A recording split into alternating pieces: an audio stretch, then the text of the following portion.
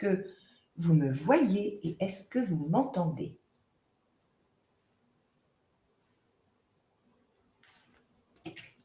Bonjour Amélie. Bonjour Vanessa. Parfait pour moi, dit Cynthia. Bonjour, ok. Bon. Comment allez-vous? Comment vous sentez-vous aujourd'hui? Dans quel état d'énergie, d'état d'esprit êtes-vous? Bien et flottante. Qu'est-ce que ça veut dire flottante? En burn-out? Ben c'est une bonne idée de venir ici. Stressé. Ben c'est justement quelque chose qu'on va déposer ici. Super. Entre deux états. Engagée, prête à passer à l'action. Gaëlle. Très bien. Bon. Eh bien, ce que je vous propose, c'est déjà dans le chat, si vous avez une question, une intention, quelque chose que vous aimeriez bouger dans les semaines qui viennent aujourd'hui, posez-le. Quelle serait l'intention que vous auriez envie de poser au cours de cette conférence?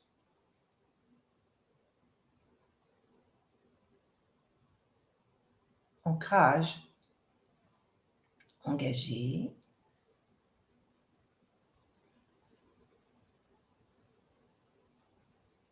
Pas encore remotivé après avoir échappé de justesse ou pas au burn-out. Ouais.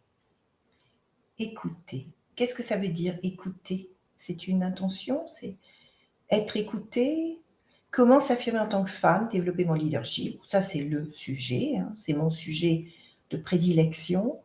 Et aujourd'hui, je vais passer par des chemins auxquels vous n'êtes pas habitués pour aller parler de votre leadership. J'ai une grande surprise aujourd'hui. Découvrir. Reprise de confiance en soi. Alors, dites plutôt en moi, parce que c'est de vous qu'il s'agit. Vivre un changement professionnel centré avec qui je suis vraiment, oui. Parlez au je, parce qu'il s'agit de vous, chacune. Agnès, est-ce qu'il y a des messieurs aujourd'hui? Parce que parfois, il y a quelques hommes qui se glissent dans les conférences. Vous vous présentez. Alors, qu'est-ce que vous faites aussi? Quel est votre métier, votre activité? Vous faites quoi? Quel type d'activité faites-vous? Je veux concrétiser mon projet professionnel après une tempête dans ma vie professionnelle et personnelle. Faire de cette tempête une source de puissance. Déjà, Julie. Chef de projet industriel. Alors, vous êtes un homme ou une femme? Géoscientifique en reconversion. D'accord. Coach vocal et stratégie vocale. D'accord, Gaëlle. Ok.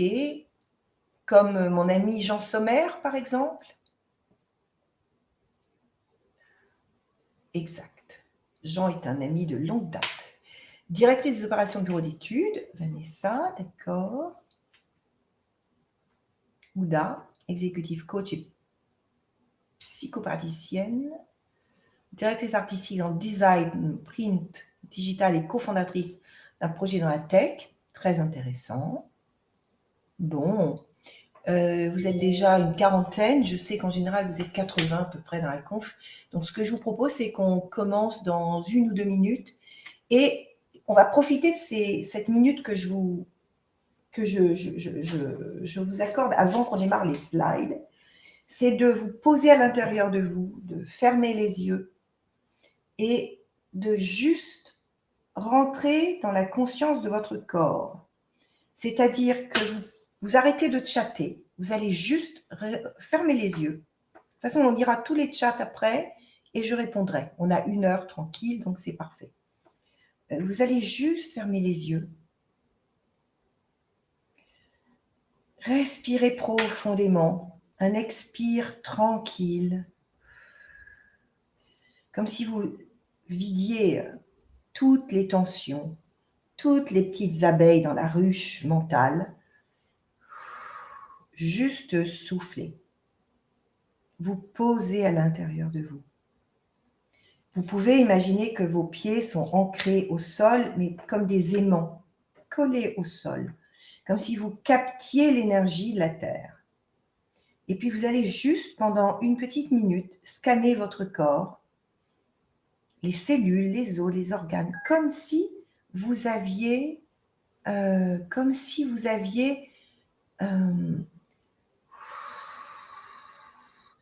un flux de tranquillité qui se dépose. Le silence, la tranquillité. Peut-être avez-vous des endroits de votre corps qui sont inconfortables. Ok, vous notez, tranquille. Comme si vous apaisiez un petit enfant qui a un stress. Vous tenez, voilà. Et juste cette minute, vous la consacrez pour vous poser à l'intérieur de vous. Parce que ce qu'on va voir aujourd'hui, c'est que derrière chaque leader, derrière chaque puissance, il y a un être, un enfant intérieur et une infinie capacité de paix à l'intérieur de nous. Donc, juste rentrer en contact avec vous-même. Et s'il y a une image qui monte, vous l'accueillez. S'il y a une partie de vous qui monte, une petite fille, un enfant intérieur, vous l'accueillez, tranquille. S'il y a un stress qui monte, vous respirez, vous expirez. Et puis, on va commencer la conf tranquillement aujourd'hui. Donc, je vais passer en slide. Et puis, on aura un petit film de 4 minutes que je vous proposerai de regarder si vous voulez à la fin. Et ensuite, on passera dans les questions-réponses. Ça vous convient? Ça vous va? Donc là, je vais disparaître au profit des petites slides que je vous ai préparées. Hop! Femmes dirigeantes, réinventons le futur en réveillant notre yin. Alors, pourquoi femmes dirigeantes, réinventons le futur? D'abord, femmes dirigeantes, c'est important. Vous êtes des femmes. Vous avez envie de diriger votre vie et peut-être d'avoir un impact sur le monde. C'est ça, une femme dirigeante. Pourquoi réinventons le futur? Parce qu'on voit bien depuis 3-4 ans qu'on ne peut plus fonctionner comme on a fonctionné jusqu'à présent. Toutes les structures, les mentalités, les événements extérieurs nous amènent à tout repenser. Donc, réinventer le futur, c'est se dire, dans ce contexte qui est quand même bousculé, entre ce qu'il y a eu avec la Covid, puis maintenant tous les événements, on ne va pas les lister, on n'est pas là pour faire une liste à la Prévert, mais on en a des paquets. Comment on peut réinventer, vu de nos talents, vu de notre sensibilité, le monde, à minima notre monde? Alors, en réveillant notre yin, c'est-à-dire aujourd'hui, je vais vraiment vous emmener vers un regard sur votre féminin. Qu'est-ce que les femmes leaders ont de spécial, d'inspirant? Qu'est-ce qu'elles ont préservé? Eh bien, elles ont d'abord trouvé leur why. Pourquoi elles font les choses? Ce qui fait pleinement sens pour elles. Moi, ce qui fait sens pour moi, c'est de transmettre par l'écriture, par des conférences, par du mentorat, ça fait sens. Ça me fait des papillons dans le ventre, dans la tête, partout. J'adore ça. Ça fait sens parce que ça contribue au monde. Elles ont développé une vision. Une vision d'abord d'elles-mêmes, de leur vie. Pour celles qui ont vu mon site, j'ai mis une phrase qui est « Votre vie est le message que vous laisserez au monde. Rendez-la inspirante. » C'est ça, avoir une vision. C'est se dire que j'ai une vision de la vie que je veux mener, que je veux accomplir, réussir, et de l'impact qu'elle aura. À minima, c'est sur nos enfants, nos proches. Au maxima, c'est sur le monde. Et elles prennent leur pouvoir en main. Qui dit activer son pouvoir, dit activer sa puissance. Le pouvoir, c'est pas sur l'autre. C'est le pouvoir de faire les choses. Et surtout, elles ont préservé leur yin. Et c'est là où j'ai envie de vous emmener. Alors, pour celles qui ne me connaissent pas, je vais me présenter en 2 minutes. La puissance féminine, pour moi, c'est une conviction, une évidence depuis l'enfance. Nous pouvons tout réussir. Pas tout en même temps, pas tout à chaque instant, mais tout est accessible. C'est juste une question de décision. Quand on choisit d'arriver, le chemin s'offre à nous. Et j'ai eu 5 vies de femmes.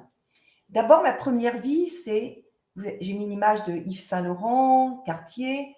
C'est 20 ans à apprendre le beau et l'excellence auprès de, justement, dans le luxe, par exemple, avec Cartier, où j'étais à 28 ans area manager et j'avais une grande partie du monde à superviser. Et c'est Alain-Dominique Perrin qui m'a adoubé, qui m'a fait confiance. Moi, j'avais peur, je connaissais même pas les codes, mais cet homme m'a fait confiance et j'ai fait confiance à ce qu'il voyait en moi.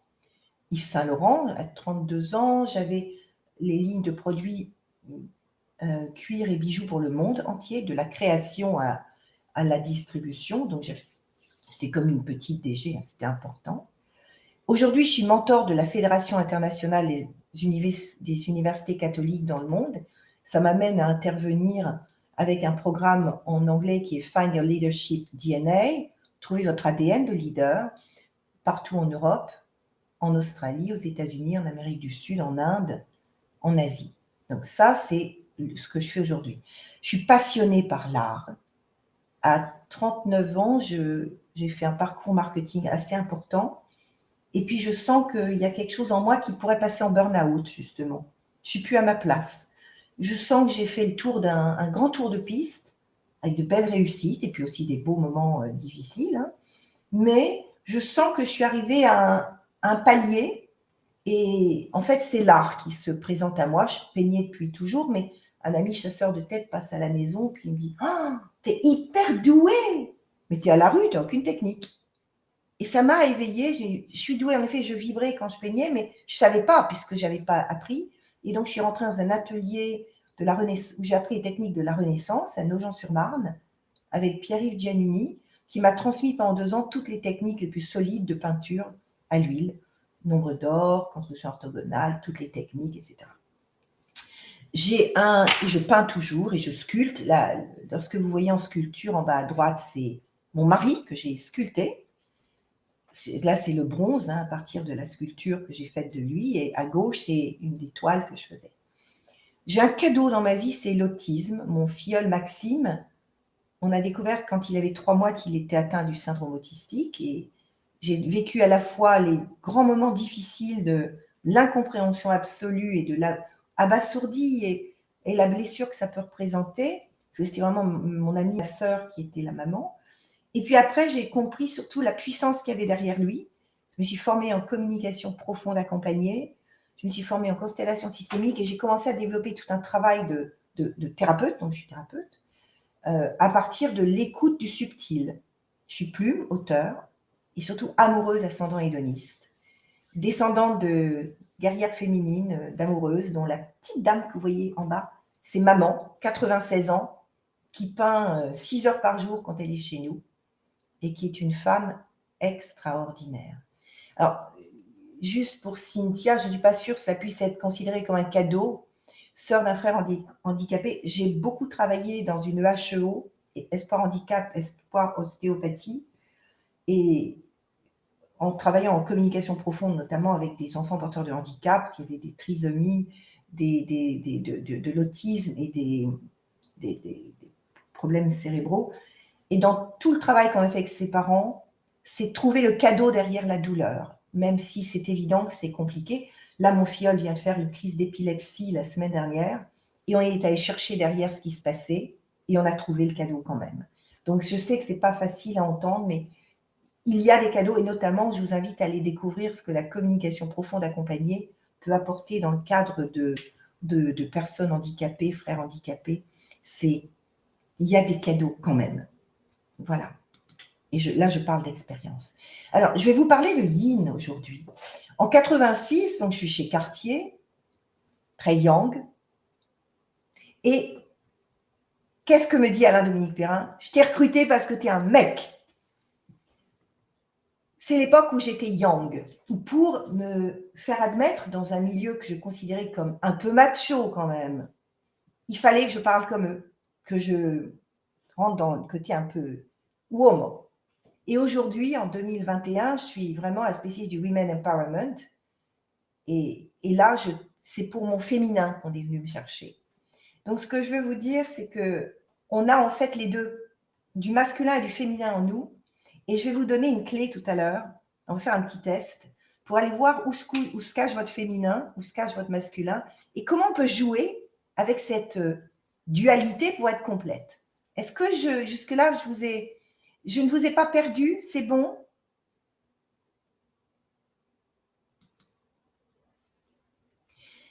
J'ai été à un mastermind ce week-end. Un mastermind, il y avait 3 hommes, dont un compagnon du devoir charpentier, qui est un maître dans son métier, ou homo. Il y avait un trader depuis 20 ans et un homme qui était un ancien veto, et 2 femmes. C'était un mastermind très, très, très haut de gamme, très, très centré, très sur mesure, avec mon ami Julien Ridoire. Et à un moment, quand on a parlé de puissance féminine, les 2 femmes, dont une docteure en psychologie et une ingénieure, m'ont dit, tu sais, au tout début du mastermind, m'ont dit, tu sais, être puissante, c'est écraser les autres. Moi, je ne peux pas être puissante en tant que femme, parce que c'est être dans l'ego, c'est se perdre et s'éloigner des autres.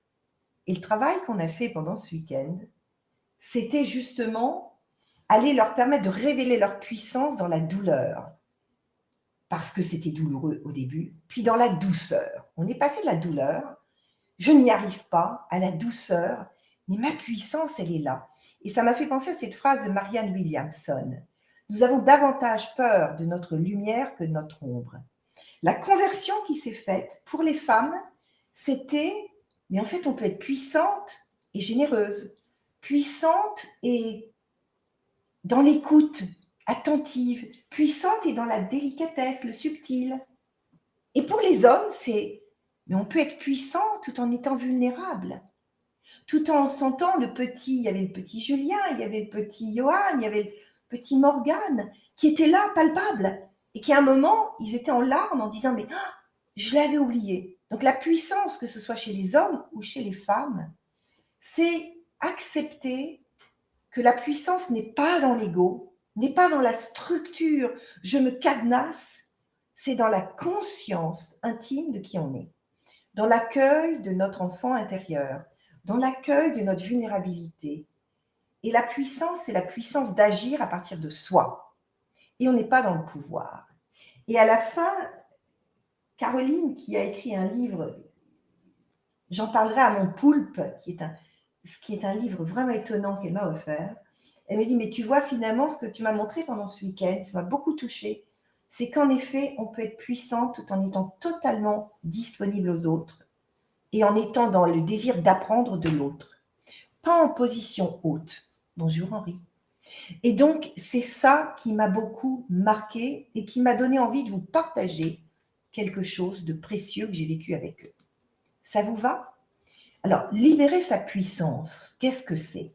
C'est d'abord déchirer le voile de nos peurs et nous exprimer pleinement. Nous exprimer pleinement. C'est-à-dire d'être dans l'engagement.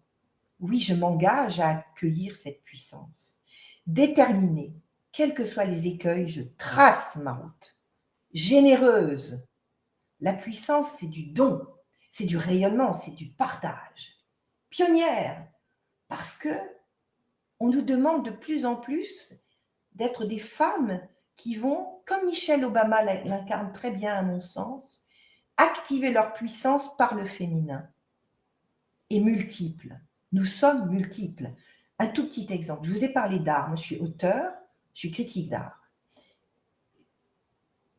Vendredi, j'étais avec une de mes clientes de mentorat, Soline Bossis, La Route des Vins Bio, qui est une femme extraordinaire, qui vient faire son one-man show, et on s'est retrouvés pour aller voir la Chapelle Sixtine à Bordeaux, revisiter à Bordeaux. Pourquoi je vous parle de ça? Parce qu'un leader, c'est quelqu'un qui s'octroie du temps. Et donc, on s'est retrouvés toutes les deux à la faïencerie, à voir pendant 2h30 les gros plans de toute l'œuvre de la Chapelle Sixtine décomposés, expliqués. Et j'ai fait un article là-dessus, derrière, sur la Chapelle Sixtine à Bordeaux. Parce que la multiplicité, c'est aussi se dire qu'au-delà du job qu'on a, de ce qu'on traverse en ce moment, voilà, je suis en train de chercher un job, je suis directrice de ça, il y a d'autres choses. Moi, je suis mentor, mais je suis aussi artiste. Eh bien, je veux que cet artiste vive. Il y a des moments, des parenthèses où c'est pour elle. Il y a des parenthèses où c'est l'auteur. Il y a des parenthèses où c'est l'amoureuse. Et c'est ça que je vous invite entendre. Ne soyez pas monobloc. Ouvrez vos multiples et accédez à tous ces talents que vous avez. Parce que c'est ça qui vous donne de l'énergie. Si je n'avais pas vécu ce vendredi dans l'art, ce samedi, dimanche, lundi, mardi avec ce mastermind, j'aurais peut-être pas l'énergie que j'ai aujourd'hui pour vous. Ça m'a porté. Donc, accordez-vous du temps pour aller chercher dans vos multiples de la ressource, surtout si vous êtes en limite burn-out. Parce que c'est là où il y a de la vie, la vitalité, de la vibration et du talent. N'hésitez pas dans le chat à me dire quand ça vous parle, parce que moi, je le vois, le chat. Alors, où se cache notre équilibre yin-yang? Je vous propose de le regarder sous un angle très particulier et vous allez juste tester là où vous êtes. Il y a un angle que j'utilise dans un de mes programmes qui s'appelle « Réveiller l'amoureuse en vous », dont je ferai une conférence dans 15 jours là-dessus, mais je vous en parlerai plus tard. On est plutôt extraverti ou introverti, plutôt cerveau droit ou cerveau gauche, et on arrive à 4 archétypes qu'on retrouvait d'ailleurs très clairement dans la série Desperate Housewives. Pour celles qui ont connu la Desperate Housewives, il y avait la guerrière, il y avait la reine, la magicienne, la poète, et on va aller un peu dans le détail. Donc, extraverti, c'est quand on va plus naturellement se ressourcer par les autres. On a envie d'aller vers les autres, on a une aisance sociale, on n'a pas peur d'aller vers les gens. L'introverti, c'est quelqu'un qui va plutôt avoir besoin de se ressourcer dans l'intime avant d'aller vers l'extérieur, qui a besoin de moments de tranquillité, qui peut avoir une forme de timidité, de réserve, si on va dans le spectre maximal de l'introverti. Le cerveau gauche, on va dire que c'est la partie la plus cérébrale, cognitive, celle qui aime caler les choses un petit peu, qui va utiliser la raison avant l'affect, par exemple, qui va être plutôt dans le côté je réfléchis d'abord, je ressens après, puis j'aime les choses structurées. Le cerveau droit, à l'inverse, c'est quand on est plutôt, je dis, c'est même pas que quelqu'un, parce qu'on a tout, hein, c'est dans ces moments où ces passages de vie, ou dans cette nature, on est plutôt la créativité, l'empathie. Moi, je sais que je suis peut-être un petit peu plus cerveau droit que cerveau gauche, c'est-à-dire que ma perception naturelle, elle est quand même créative, aller chercher, je suis très curieuse, c'est pour ça que je suis devenue artiste, hein, mais je suis aussi cerveau gauche. Alors, ce que je vous propose, c'est dans les 2 slides prochaines, on va aller voir, déjà, est-ce que vous vous sentez plutôt extraverti, je reste par exemple 60-40, on va parler une dominante, ou introverti, ou parfaitement équilibré, notez-le sur un petit papier, et cerveau droit, c'est plutôt quelqu'un qui est dans l'affectif, l'empathie, l'émotion, ou plutôt cerveau gauche, la raison, je réfléchis, j'aime bien que les choses soient posées carrées. Donc, posez ça et on va les voir en effet. Alors, et surtout, je vais essayer de les interpréter par rapport au leader que vous pouvez être. Donc, la guerrière, c'était Lynette Scali. On va dire c'est l'initiatrice. Donc, elle est plutôt extravertie et plutôt organisée, structurée. Hein. Initiatrice, elle aime la compétition, elle n'a pas peur des conflits. On pourrait dire que c'est la femme d'affaires engagée, déterminée, qui peut très vite devenir une influenceuse. Ça serait la guerrière, en tout cas dans sa dominante. Hein.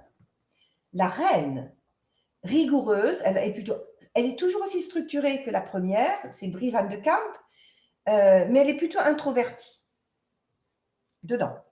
Donc, perfectionniste, elle est rigoureuse, elle est perfectionniste, elle préfère parfois ne pas agir plutôt que de mal agir. On peut dire que c'est la mère de famille, la femme de clan, structurante, parfois un peu rigide. Donc, dans le profil de leader, ce serait la leader, c'est ça, qui est plutôt dans la rigueur, qui ne va pas développer sa sensibilité naturellement. Elle va plutôt être en retrait, mais en même temps, très femme de clan, elle peut protéger. Alors, la magicienne, donc là, on est plutôt extraverti, cerveau droit. C'était Gabrielle Solis avec son plombier, pour celles qui ont connu les Desperate Housewives. Audacieuse. Donc, elle est hédoniste, elle rend les choses même les plus simples ou les plus habituelles, festives, mémorables. Donc, ça peut être une leader créative, inventive, incentive, qui va faire bouger les gens par le côté pétillant. Et la poète, ben, elle, c'est comme Suzanne, c'était elle, pardon, qui avait le plombier, c'était Suzanne Delfino, pardon. Créative, Suzanne Delfino, c'est la créative, connectrice, empathe, elle a du mal à se mettre en colère, elle ne va pas aimer les conflits, elle a à l'opposé de la guerrière, et elle a parfois du mal à s'affirmer ou à dire non. Alors, si on voit ces 4 portraits, comment vous sentez-vous? Alors, par exemple, est-ce qu'il y a des guerrières et reines dans, est-ce que je vois magicienne, poète, bon, bref, qui se sent déjà guerrière et j'attire beaucoup à moi en effet les poètes et les guerrières. Voilà. Donc Émilie par exemple, guerrière. Guerrière en tant que leader, comment vous sentez-vous? Est-ce que vous êtes en effet quelqu'un qui est engagé, déterminé? C'est ça qui est intéressant. Alors, Stéphanie Usan, Stéphanie, ce qui est passionnant, c'est qu'en effet, en fait, on est les 4, mais on a une première tendance, je dirais un premier profil, qui est peut-être celui que perçoivent les autres, naturellement, ou aussi dans lequel on peut s'enfermer. Donc, comment activer les autres? Quand il y a les 3, comme dit Gaëlle, c'est génial. Donc, je nous invite maintenant à regarder. La guerrière, c'est laquelle? C'est celle qui accepte d'activer sa puissance, qui n'aura pas peur de la compétition. Donc, c'est celle qui est déterminée. Elle y va, elle s'engage. La rigoureuse, on va dire, c'est celle qui va s'organiser pour structurer. C'est la partie de nous qui va être vigilante sur que les choses soient bien faites, mais qui va pouvoir aussi être vigilante sur, attention, pas de syndrome de la perfectionniste, qui fait que je pourrais reporter une action plutôt que de la faire mal. Et là, on revient au syndrome de l'imposteur, de la perfectionniste que je fais dans d'autres conférences. La magicienne, c'est celle qui va avoir une capacité d'entraîner les autres, mais par le côté connexion, festif. C'est intéressant aussi de pouvoir faire appel à elle à certains moments pour créer du lien, pour donner du peps. Et puis la poète, c'est celle qui va avoir, c'est la leader qui a une... par exemple, si elle est en RH, c'est celle qui va être totalement consciente de qui est l'autre, comment ça fonctionne. Elle va utiliser toute son empathie. Par contre, elle, c'est important qu'elle apprenne quand même à poser des limites, à dire non. Donc, finalement, ce qui est intéressant dans ces 4 archétypes que j'utilise souvent par rapport à l'amoureuse, c'est les déplacer sur la leader et de voir comment ces profils, cette articulation des profils en nous peut être 4 ressources auxquelles on peut faire appel selon les moments. Alors, qu'est-ce que ça vous inspire? Avant d'aller aux 3 clés, je voudrais savoir ce que ça vous inspire.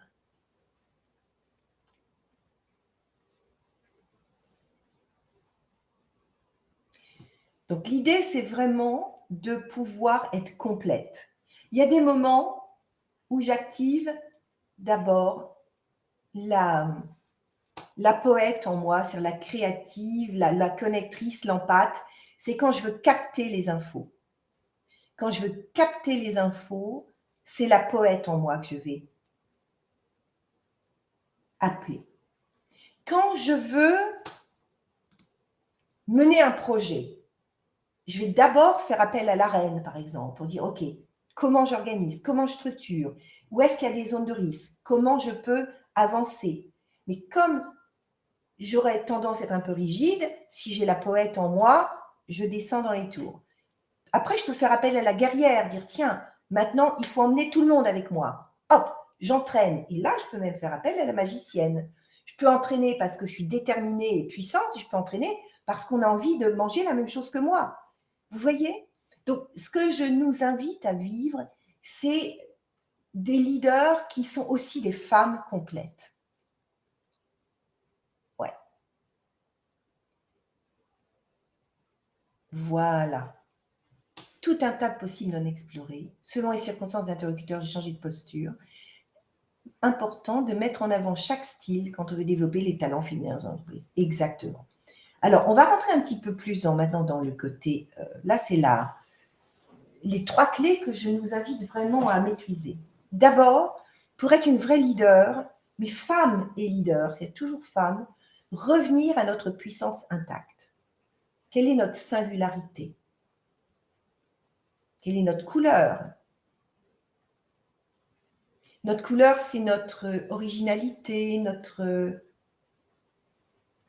ce qui pétille aussi à l'intérieur de nous, hein, notre unicité. On est unique dans notre composition. On est finalement, j'ai travaillé avec les talents de Gallup avec une des personnes que je mentor, Aurore Servanti-Leroux, qui est brillante dans ce sujet.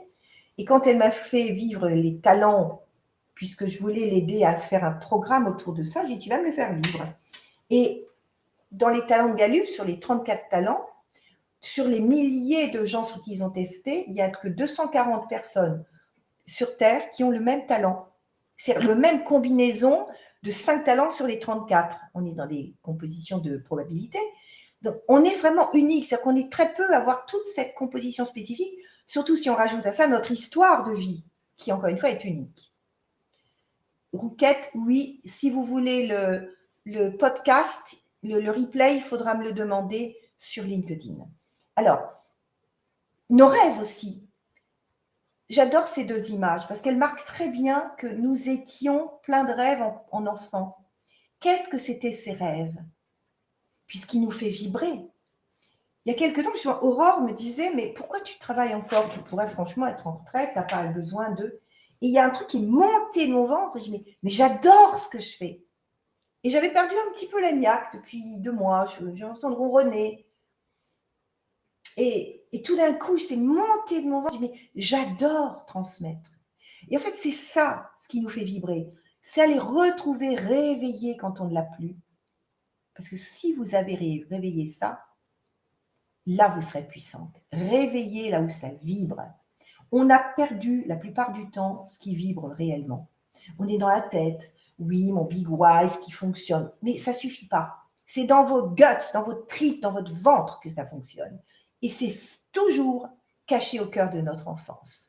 Et quand j'ai fait cette méditation elle a bien duré une demi-heure avec le groupe, j'ai vu qu'à un moment, les larmes coulaient, je les voyais sourire, je les voyais sérieux. Vraiment, ils sont traversés toute une palette d'émotions. Mais après, waouh, c'est remonté. Donc, notre enfant intérieur, et c'est vraiment moi ma spécialité, je travaille toujours à partir de là, c'est là où se trouve la clé. La deuxième clé, c'est assumer notre vision, notre contribution. Ben oui, porter haut et fort nos valeurs. Moi, j'ai des valeurs de partage et de liberté. Alors, liberté, on est nombreux pendant la Covid à avoir compris que c'était une remontée dans les valeurs hautes. Privé de liberté pendant 2 ans, chaud les marrons. Waouh, la liberté, moi, j'avais oublié, est-ce que je me sentais libre? Donc, pour moi, bah oui, je suis libre. Donc, c'était pas une valeur, c'était juste, bah oui, je suis libre. Tout d'un coup, privé de liberté, c'est remonter dans les tours. Donc, porter haut et fort nos valeurs pour mettre en lumière cette unicité, cet œuf en or que nous sommes. Quelles sont les valeurs? Et il faut aller les retrouver. Trouver notre pourquoi, pour quoi et pour qui. Pour certaines personnes, c'est pour leurs enfants, leur famille. Pour d'autres, c'est pour des personnes en souffrance dans le monde. Ce veto, il s'est rendu compte qu'il y avait un taux donc de suicide des vétérinaires, c'est le plus élevé dans toutes les professions aidantes. Pour qui? C'est pour qu'il n'y ait plus de suicide de vétérinaires. Il a monté un programme pour éviter le burn-out des vétos. Et quand il m'a expliqué pourquoi, il me dit, mais les vétos, ils ont double peine. C'est les seuls qui ont, et je n'avais pas compris ça, ce sont les seuls qui ont le pouvoir de vie et de mort sur les animaux, c'est-à-dire l'accompagnement, la piqûre létale, aucun médecin ne peut le faire, eux peuvent le faire, et en même temps, ils doivent porter donc, la responsabilité de la mise à mort d'un animal et le poids de la peine des propriétaires de l'animal. Et tout d'un coup, je me dis, mais oui, donc pour qui? Lui, son pour qui, c'est pour qu'il n'y ait plus de souffrance chez ces gens-là, les accompagner, Et puis, pourquoi? Parce qu'il ne veut plus voir autant de vétérinaires. Il y en a un par jour, semble-t-il, qui se suicide. Se servir de notre sensibilité. Notre sensibilité, c'est notre perception, c'est le subtil, c'est notre âme. Développer notre excellence. Mais oui, bon sang, soyons très bons. Soyons excellents. Ne nous excusons pas d'être femmes ou d'être vulnérables pour les hommes. Quand je mentor des hommes, je vais travailler sur leur puissance féminine. C'est leur vulnérabilité, leur sensibilité. Ne jamais nous excuser d'être ça, parce que c'est le cœur de notre véritable puissance. Et ne jamais lâcher. Non, non, non. On ne lâche pas. On est déterminé. C'est ça qui est important. Et puis, exprimer notre projet de vie. Il faut y aller. Oui, j'explose le plafond de verre qui est à l'intérieur de moi. L'extérieur, à la limite, il est plus facile à percer que l'intérieur. Parce que quand le plafond de verre intérieur, nos peurs, nos limites sont partis en fumée, je peux vous dire, on les traverse, les plafonds de verre extérieurs. Parce que les gens sont tellement happés par une énergie singulière qui viennent la chercher. Alain-Dominique Perrin, c'est ce qu'il a fait. Il est venu me dire, elle avait 28 ans, la gamine que j'étais. Il est venu me chercher pour un truc que je n'aurais même pas rêvé. Pourquoi? Parce qu'à ce moment-là, je n'étais pas dans le plafond de verre, j'étais juste dans « Waouh, j'ai envie de vivre ». C'est ça qui me plaît. J'ai envie d'apprendre, d'exprimer. Soyons des éternels apprenants. Il n'y a plus de plafond de verre quand on est des éternels apprenants. Vous comprenez ça? Revenir donc à soi. Trouver notre zone de génie. C'est important. Nous pacifier avec notre image, notre identité. Assumer notre histoire, en faire une force. Dans mes mentorats, j'ai un passage avec du fil rouge au fil d'or. Dans chaque histoire de vie, y compris douloureuse, il y a une excellence. Une des personnes avec qui j'étais ce week-end a perdu sa maman d'un cancer quand elle avait 14 ans. Ça a été une horreur. On lui a même... Non, pardon, 7 ans. Excusez-moi, 7 ans. On lui a même pas dit tout de suite que sa mère était morte. Elle n'a pas pu voir le corps. Enfin, elle en a fait une puissance incroyable après avoir traversé une époque où elle pensait qu'elle était aussi condamnée à mourir tôt et à abandonner ses enfants. Donc après, elle en a fait une force, elle l'a travaillé, assumer notre puissance, notre différence. Et vous vous souvenez de la phrase de tout à l'heure, nous avons plus peur de notre puissance que de notre ombre, parce qu'on a assimilé la puissance à l'ego, la puissance à contre l'autre, à domination. Non, non, non, non, surtout pas. La puissance n'est pas la domination. La puissance, c'est du rayonnement. Choisir nos mentors. Moi, je me suis toujours fait aider, accompagner. Et je suis mentor aujourd'hui. Et nos modèles. Et pour moi, Michelle Obama fait partie des modèles de femmes qui me parlent. Une amoureuse, une femme dans une grande puissance qui ne cherche pas à être la numéro 1. Mais elle est dans une grande puissance de rayonnement. Donc, un jour, je reçois, parce que j'ai un côté très chaman, enfin, certaines d'entre vous qui me suivent le savent, je reçois, mais soyez des purs leaders. Et je me connecte. Et qu'est-ce que c'est pur? Pacifier. Pacifier avec soi-même, avec son histoire. Unifier. On tresse tous nos talents. Moi, j'étais une femme de marketing, je suis une artiste, je suis une auteure, je suis une chamane, je suis une amoureuse. Je tresse tout ça, je l'unifie. Parce que j'ai besoin de toutes ces ressources pour être magicienne, reine, poète ou guerrière.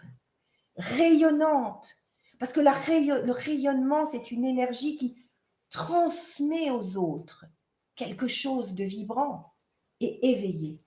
Éveillé, c'est la connexion spirituelle. Je ne parle pas de Dieu au sens des religions. On est entre la philosophie et la spiritualité, c'est être éveillé. C'est ça qui est important. Quelle chance d'avoir eu des mentors. Je regrette de ne pas en avoir. Eh bien, trouvez votre mentor. Moi, je pourrais peut-être vous mentorer. Je prends très peu de gens. C'est très particulier. J'en prends peu, mais je mentore. À un moment, quand on choisit un mentor, il faut qu'il y ait beaucoup de vibrations. Vous sentez que c'est cette personne-là qui, quand elle est là, vous lift. Et il faut aussi déjà savoir vers où on veut aller globalement. Il faut quand même avoir une vision. Ça sert à ça, les mentors. Moi, c'est pour ça que j'aime ce que je fais, parce que je mentore des hommes, des femmes. Le corps peut s'auto-anesthésier quand on reprend contact avec notre énergie vibratoire. Disons qu'il peut y avoir des moments où le passage est un peu délicat. Il faut y aller en douceur, il faut faire de la connexion corps, cohérence cardiaque. Parce que il s'auto-anesthésie pas, je pense. Il va s'ajuster. Il va s'ajuster comme avec un diapason. Il y a des plafonds intérieurs plus difficiles à faire voler absolument, Anne. Oui. Bon, alors, moi, ma spécialité, ma passion, vous l'avez compris, c'est révéler notre puissance pour l'offrir au monde. Et comme le dit Aurore Leroux, que je mentor, c'est elle qui, à partir de mes talents, m'a dit c'est simple, tu fais un mentorat de précision, de performance et d'excellence. Moi, c'est là où je suis aujourd'hui. Donc, c'est vraiment tout ce que j'aime. C'est quoi le point d'interrogation de Vanessa? Comment sortir de l'absence de vision de soi?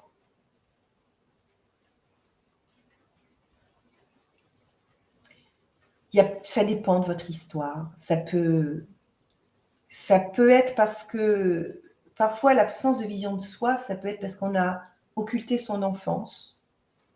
Mais ça dépend. Là, il faut vraiment en parler de façon beaucoup plus fine. C'est vraiment en individuel. Comment trouver l'enfant intérieur?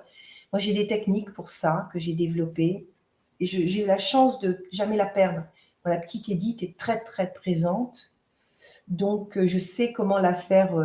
Là, je l'ai vécu dans ce week-end. J'avais un peu peur parce que des gens que je ne connaissais pas, avec des profils d'hommes quand même assez puissants. Et en fait, il y a des techniques, des méditations, je sais faire ça.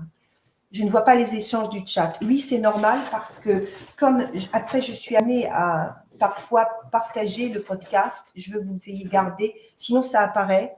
Et par discrétion, je préfère que vous ayez gardé votre anonymat. Mais moi, ça ne m'empêche pas de le voir hein, et de vous répondre. Hein. Alors, je ne donne plus de rendez-vous par les conférences. Si vous avez vraiment envie de partager avec moi, ce que vous faites, vous m'écrivez sur mon profil LinkedIn. Mon profil LinkedIn, vous l'avez dans le public linkedin.com/in/Edith Lacia. Hein, donc, vous n'hésitez pas. Vous m'envoyez un petit mot privé. Voilà. Alors, je parlais de mes accouchements sans péridurale. Grâce au chant prénatal, je me suis reconnectée à une puissance corporelle. S'il y a eu un effet, oui, mais ça, c'est un effet passager hein, quand même. C'est un effet passager, je pense, Julie, face à la douleur de la côte. Oui, voilà. Ça dépend il y a des moments où c'est. Il peut y avoir des passages de protection. Ouais. Mais après, on peut aller retrouver le corps autrement. Oui, c'est vrai, quand on va dans des transes, on est au paroxysme de la connexion avec l'intime. Donc là, parfois, il y a un petit verrou qui se met, c'est normal, c'est sain. Mais il n'empêche qu'après, vous pouvez quand même revenir à vous par d'autres techniques. Alors, je vois que je suis inscrite à masterclass, je n'ai pas reçu le lien pour participer. Bon, on va voir tout ça après. OK. Donc, je vais quitter les slides et on va revenir en direct avec la caméra. On se donne encore on se donne encore 5 minutes. Est-ce que vous avez des questions à me poser? Dites-moi.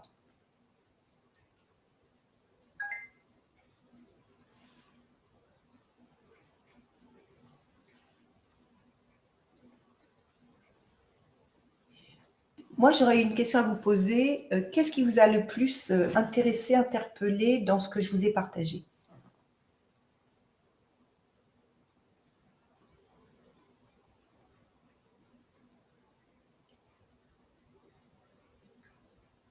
On ne devrait pas voir une vidéo. Oh, si, pardon, je vous la passe. Merci. Oh, bravo. Donc, je vous passe la vidéo.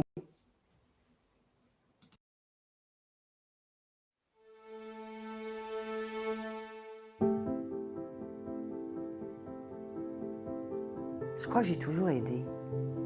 Je crois que dans ma petite enfance, j'ai dû être posée par les circonstances dans un poste d'aidante. Quelque chose que j'ai vite compris quand j'ai commencé à travailler sur moi. À 3 ans, ma mère perd son père de façon brutale. C'était le premier homme de sa vie. Et elle fait 1 an de dépression. Et je pense que la petite fille de 3 ans, à ce moment-là, telle que je l'ai revécue en travaillant un peu là-dessus, elle a pris la posture du nez rouge avec la joie parce qu'il fallait remettre un petit peu de peps dans la maison, et puis de veiller sur les autres.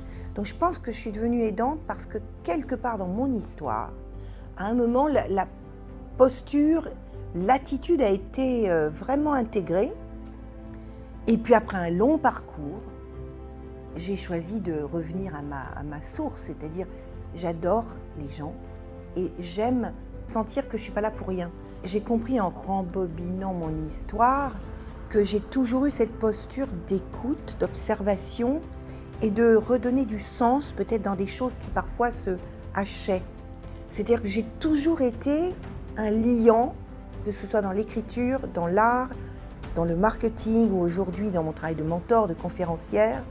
Ce que j'aime, c'est créer des passerelles, des liens et faire du sens.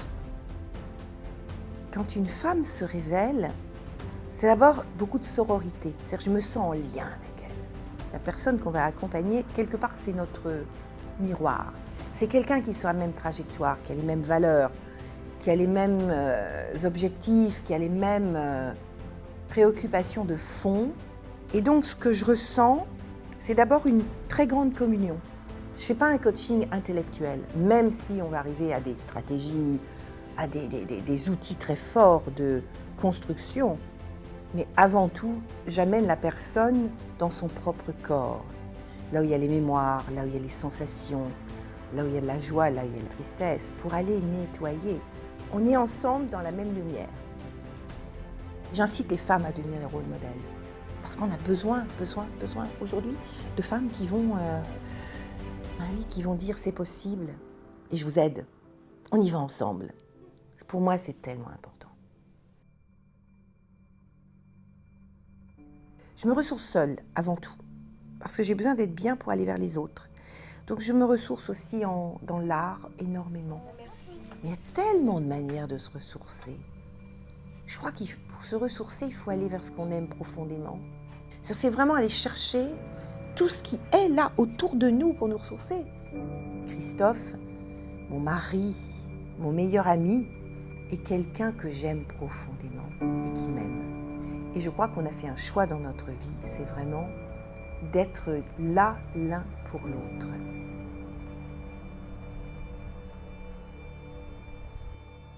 Dans les femmes que je coach, beaucoup viennent me voir pour chercher l'amoureuse, la puissance féminine. Montrer, parce que c'est ce que je vis, donc c'est ce que j'incarne et représente, que c'est possible d'être une amoureuse, une maman, une femme d'affaires. Moi, c'est ça pour moi d'ailleurs mon métier. C'est aller rencontrer des femmes dont la fréquence vibratoire est la plus proche de la mienne et avec lesquelles on va pouvoir accoucher de leur véritable puissance. Un projet, on va prendre les valeurs, ce qui est important, ce qui fait vibrer. J'étalonne le corps pour savoir le degré de vibration, que ça ne passe pas par la tête. Et on arrive à épurer quel est le projet le plus important. Celui-là. Comment on y va? Le marketing entre en marche. Les étapes.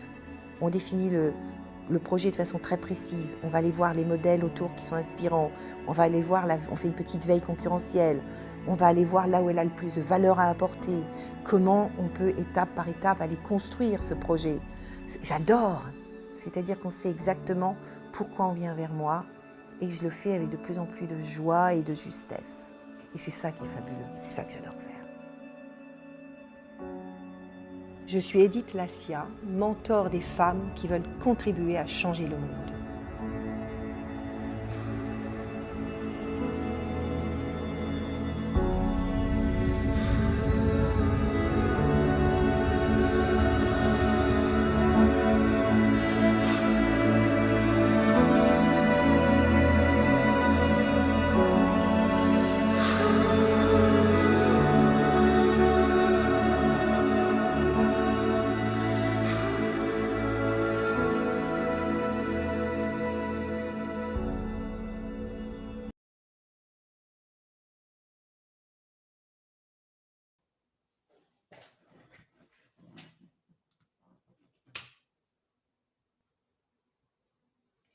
Voilà, quand on parle de puissance de rayonnement, ce film, j'ai mis 2-3 ans à oser me l'offrir.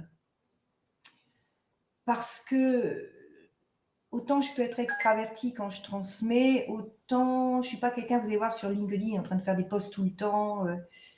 J'ai une certaine pudeur par rapport à ça. Vous ne me verrez pas utiliser mes rendez-vous en mentorat pour aller faire tout de suite des posts sur LinkedIn ou Facebook. Ce n'est pas mon truc. Donc pour moi, c'était dépasser cette gêne par rapport à la surmédiatisation. Et en même temps, quand j'ai rencontré Anne Sarkissian, qui est une femme exceptionnelle, j'avais rencontré chez Martin Latulippe 2 ans auparavant, donc ce film date de 2020 et je l'avais rencontré en 2018. Je m'étais dit un jour, je ferai quelque chose avec elle parce que je lui laisserai les clés. C'est-à-dire qu'en fait, je lui ai dit, je veux juste un film qui... Donc elle est venue 3 jours pour faire le film, il y avait 3 jours de tournage, pendant lesquels elle m'a regardé vivre, elle m'a interviewé, etc. Et je lui ai dit, c'est toi qui vas mettre en lumière. Parce que je pense qu'on a besoin d'un témoin de qui on est. Et il fallait plutôt retirer qu'ajouter. Donc, par exemple, je ne parle pas de quartier, je ne parle pas de Saint-Laurent. Il y a juste un moment l'image de Saint-Laurent. Donc, c'est très délicat. C'est très subtil parce que le but d'une communication comme ça, c'est de créer du lien, de l'émotion pour que l'autre en grandisse. On ne le fait pas pour soi, on le fait pour l'autre. Donc, voilà, c'est ça que je voulais vous partager parce que quand on parle de puissance et de rayonnement, chacun doit trouver son mode de fonctionnement, hein, évidemment. Et il y a Caroline Holodenko qui est là, que je connais bien, parce que j'ai eu le privilège de la coacher. Et elle sait à quel point parler de soi, parler de sa vie est quelque chose de délicat. Et donc, le faire avec justesse, c'est ça que je vous invite à découvrir. Comment vous pouvez parler de vous, comment vous pouvez vous mettre en lumière, comment vous pouvez comment dire, livrer le meilleur de vous pour que ça fasse grandir les autres. Alors, je vois Julie. Julie, je ne prends rien là tout de suite. Ce que vous faites, vous m'envoyez impérativement via LinkedIn une demande dans un message personnel. Et moi, après, j'aurais plus qu'à envoyer le lien quand je l'aurai reçu et mis. Je ne peux pas prendre d'adresse là-dedans. Hein, vraiment, vous le mettez dans messagerie. Laurence, ma très chère Laurence, ce que je retiens de ce temps méridien, ma vie est le message que je laisserai au monde et à mes enfants. Merci, chère Edith. Oui, oui. Il n'y a pas de souci, Julie, hein, ne vous inquiétez pas. Donc, vous mettez dans le... Sinon, je vais devoir prendre plein de copier-coller là, du chat et je ne veux pas.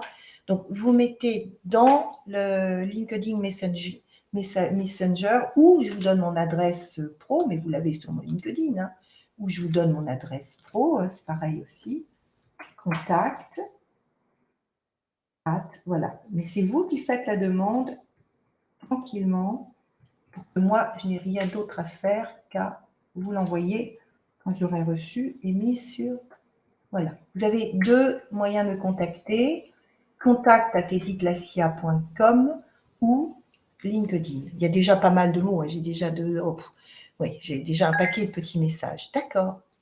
Bon, alors, activez votre puissance. Sachez que la puissance, quand elle est bien posée au bon endroit, quand on a nettoyé ses blessures, quand on les comprend, elle ne peut que faire du bien au monde. Et on peut libérer sa puissance quand on peut l'offrir au monde comme un cadeau. C'est ça que je trouve essentiel. Ce sera peut-être mon message de la fin. Ça sera vraiment mon message de la fin. Ayez une puissance suffisamment belle, bien posée, bien ronde, bien lumineuse, bien nettoyée, purifiée pour que ce soit un cadeau pour le monde.